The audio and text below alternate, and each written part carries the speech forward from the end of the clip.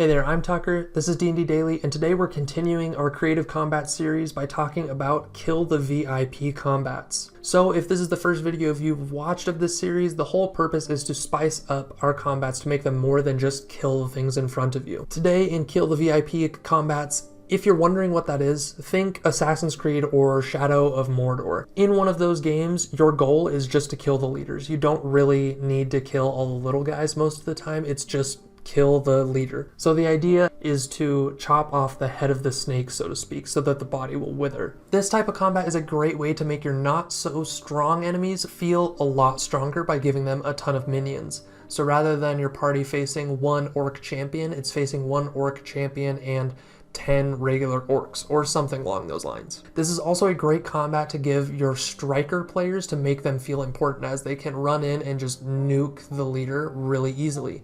So somebody like a rogue, a paladin, or maybe a fighter can strike like that very well. For this type of combat, there's a couple things you need. First is a mob of minions. This is what the party is going to first encounter. These minions should be pretty weak and pretty easy, but there should be a lot of them. Think along the lines of goblins or ghouls or orcs. The second thing you need is a leader. The leader should be what those minions are, but stronger typically. So if it's a goblin, it should be like a goblin war master. If it's a ghoul, it could be a radioactive ghoul. Whatever you want to do, it's the leader of these minions. So it could be a different race, a different type of monster, but having it similar in a lot of cases makes sense. This leader should be stronger, whether just in their base stats, or it should make the other people stronger through its leadership skills, its auras, something along those lines. This can also be done really well by somebody that uses like mind control. For example, a mind flayer that mind controls an orc horde. This leader will have different tactics depending on who they are or what they are. For a mind flayer, they're going to stay back like a spellcaster. For an orc champion, an orc war wagon leader, whatever they are, they're going to run forward and be very aggressive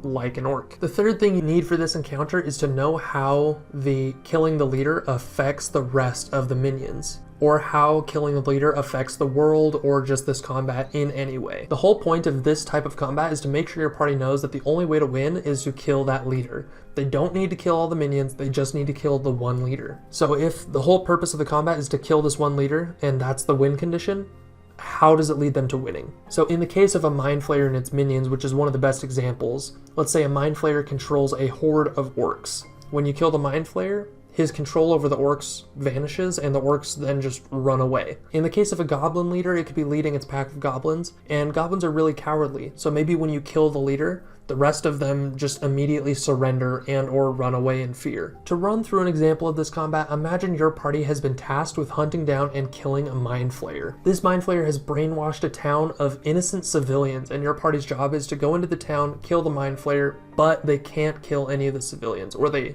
shouldn't. As soon as the party enters the town, they are starting to get swarmed by these civilians. They're getting attacked by these regular innocent people, and this mind flayer is nowhere to be seen. The party's job is going to be running through this town, hunting down this mind flayer while not getting killed by these minions. The only way they can really win this combat is by killing the mind flayer.